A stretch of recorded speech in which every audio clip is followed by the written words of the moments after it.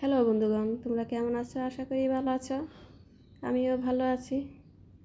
তো আজকে রান্না করব মুসুরি ডাল। তো ভুনা ভুনা টাইপ রান্না করব। তো এখানে দিয়ে দিয়েছি তেলের মধ্যে জিরা, শুকনো মরিচ, আর এখন দিয়ে দিলাম পেঁয়াজ। তো আমি এদিকে ডালটা ভালোভাবে ধুয়ে নিয়েছি, তারপর ডাল দিয়ে দিব।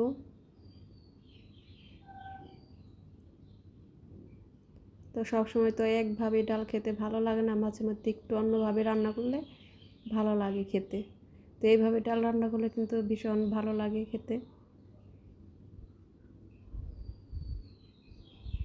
তো এখানে দিয়ে দিলাম আমি লবণ, হলুদের গুঁড়ো, আর অল্প একটু ধনিয়ার গুঁড়ো দেব, আর টমেটো। এখন একটু ভালোভাবে কষিয়ে নেব।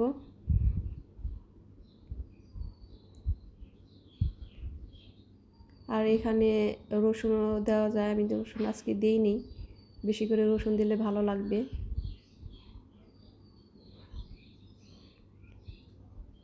তো হয়ে গেছে, এখন জল দিয়ে দেব। আর এই ডালটা দুইভাবেই রান্না করা যায়। একদম শুকনো শুকনো, মানে একদম ডালটা আস্তে আস্তে থাকবে, আর একটা আরেকটু মানে পাতলা পাতলা একটু টাইপ হবে। আমি আজকে রান্না করবো একবারে আস্তে আস্তে না, ওরকম রাখবো না, একটু পাতলাও না একবারে ইয়েও না, ওই টাইপের রান্না করব। তো এখানে আছে আমি কাঁচামরিচ দিয়ে দিলাম। আর এই যে দেখো ডালটা হয়ে গেছে, আমি ডালটা একটু ভেঙে দেবো। যদি আমি আস্ত রাখতাম তাহলে আর একটু শুকনো শুকনো, আর একটু এত নাড়াচাড়া করতাম না।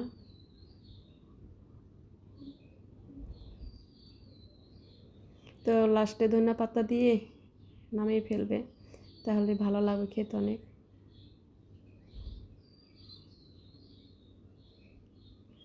তো ডালটা হয়ে গেছে। একদম সহজ রান্নাটা, যারা রান্না করতে পারো না তারা এইভাবে ডাল রান্না করবে, একদমভাবে সহজ।